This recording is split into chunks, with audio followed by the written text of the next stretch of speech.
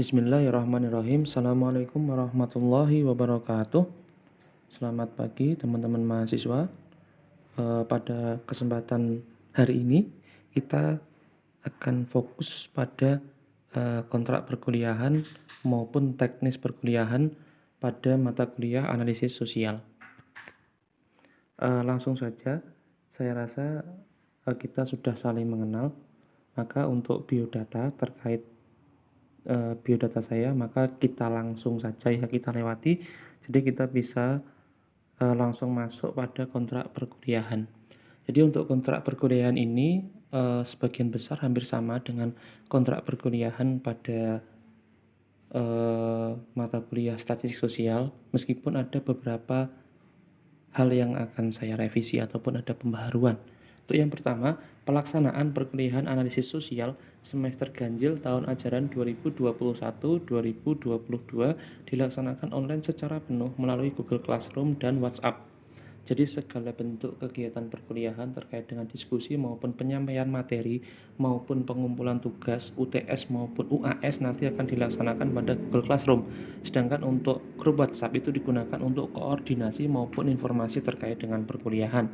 Untuk yang kedua, jadwal perkuliahan sesuai dengan ketentuan di Siakat. Artinya bagi mahasiswa untuk mata kuliah analisis sosial ini tidak ada pergantian jam maupun hari gitu ya. Yang ketiga, durasi pengisian daftar hadir mahasiswa sesuai dengan jadwal perkuliahan. Artinya, ketika analisis sosial ini memiliki bobot 2 SKS, maka durasi waktunya adalah 100 menit. Maka waktu bagi mahasiswa untuk mengisi daftar hadir adalah 100 menit juga. Jadi ketika nanti ada mahasiswa di luar 100 menit tersebut mengisi daftar hadir, meskipun sudah diisi maka tetap tidak saya tulis. Karena kita sudah sepakat di awal untuk durasi pengisian daftar hadirnya yaitu 100 menit. Mengapa demikian? Karena saya ingin melatih kedisiplinan bagi para mahasiswa. Gitu ya. Selanjutnya yang keempat, materi perkuliahan meliputi konsep analisis sosial dan penerapan analisis sosial. Jadi nanti pada mata kuliah ini sedikit berbeda dengan mata kuliah yang dulu statistik sosial. Kalau statistik sosial dulu kita kan full semua materi dari saya. Jadi nanti kalau untuk yang analisis sosial ini nanti sebelum UTS nanti materi dari saya. Nah, setelah UTS nanti full presentasi dari para mahasiswa. Selanjutnya yang kelima, materi perkuliahan setiap pertemuan akan diupload 1 hari sebelum pelaksanaan. Saya rasa sudah jelas. Selanjutnya yang keenam, deadline pengumpulan tugas UTS maupun UAS adalah menyesuaikan. Yang ketujuh, remedi dilaksanakan setelah UAS dengan ketentuan mengikuti perkuliahan minimal 10 kali pertemuan selain UTS maupun UAS. Jadi teknisnya dalam satu semester pada mata kuliah tertentu itu kan ada 16 kali pertemuan. Nah, 2 pertemuan digunakan UTS maupun UAS dan 14 pertemuannya digunakan untuk pengajaran konsep. Nah, dari situ nanti setiap mahasiswa bisa mengikuti remedi dengan catatan minimal mengikuti perkuliahan sebanyak 10 kali di luar UTS maupun UAS. Nah, ketika ada mahasiswa yang mengikuti perkuliahan kurang dari 10 pertemuan, maka secara pasti mahasiswa tersebut tidak bisa melakukan remedi.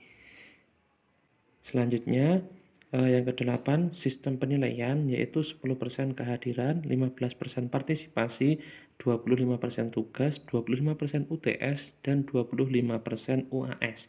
Di sini perlu saya garis bawahi, ada 15% partisipasi atau keaktifan. Itu nanti diwujudkan dalam bentuk mahasiswa yang aktif bertanya maupun menjawab ketika forum diskusi. Jadi harapan saya nanti ketika semakin banyak mahasiswa yang bertanya, maka otomatis nilai mereka itu juga semakin baik karena bisa untuk istilahnya mengangkat sekiranya UTS-nya jelek, UAS-nya maupun tugasnya jelek, nanti kan bisa diangkat dengan nilai partisipasi ini. Jadi harapan saya mahasiswa bisa lebih aktif karena nanti banyak sekali presentasi maupun forum diskusinya. Selanjutnya saya jelaskan terkait pembagian kelompok dan teknis pelaksanaan presentasi secara umum. Yang pertama, dalam satu kelas dibagi menjadi 7 kelompok dengan jumlah anggota sama banyak.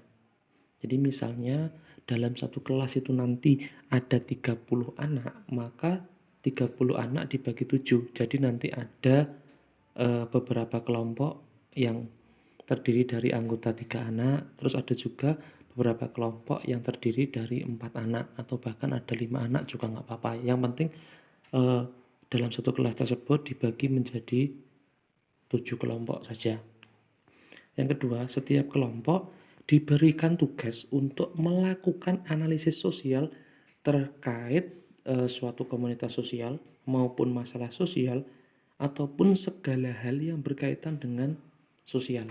Nah, itu nanti terkait tema pastinya seperti apa nanti akan kita bahas pada pertemuan ketujuh. Nah, hasil dari analisis sosial itu nanti, hasil analisisnya berupa file PPT maupun video penjelasan terkait hasil analisis sosial yang dikumpulkan maksimal 1 hari sebelum pelaksanaan dengan durasi video yaitu 15-20 menit. Jadi nanti pengumpulan tugasnya untuk setiap kelompok itu ada 2, yaitu yang pertama berupa PPT dan yang kedua adalah berupa video presentasi dari PPT tersebut dengan durasi 15 menit sampai 20 menit. File PPT dan video terkait hasil analisis sosial akan diupload oleh dosen saat pelaksanaan perkuliahan. Nah, misalkan nanti ada jadwal kuliahnya mulai jam 7, nanti akan saya upload kurang dari jam 7, mungkin jam 6.50 ataupun jam 6:55, seperti itu. Nah, untuk presentasi dimulai pada pertemuan ke-8, jadi dimulai setelah UTS.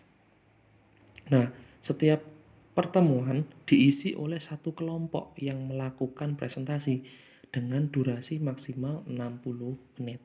Jadi nanti ketika sudah ada video presentasi dengan durasi waktu 15 menit ataupun 20 menit, nanti harapan saya ada alokasi waktu sekitar 45 sampai 40 sampai 45 menit nanti bisa digunakan untuk forum diskusi. Harapan saya di situ nanti mahasiswa bisa seaktif mungkin berdiskusi maupun bertanya.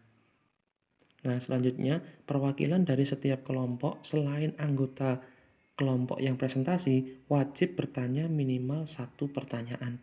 Jadi misalkan di kelas ini ada 7 kelompok, misalkan yang presentasi kelompok 1, maka nanti minimal ada 6 perwakilan dari setiap kelompok yang wajib bertanya.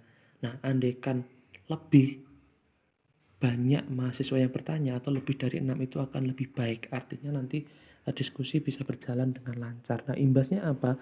Ketika diskusi berjalan dengan lancar nanti tentunya mahasiswa juga akan mendapatkan nilai tambah karena ada nilai partisipasi sebesar 15%. Jadi pada perkuliahan ini kita kesannya lebih fokus langsung presentasi agar mahasiswa juga lebih paham terkait dengan analisis sosial. Mungkin itu yang dapat saya sampaikan pada pertemuan hari ini. Selebihnya terkait dengan presentasi maupun temanya akan kita bahas pada pertemuan selanjutnya. Terima kasih, semoga bermanfaat. Akhirnya, Assalamualaikum warahmatullahi wabarakatuh.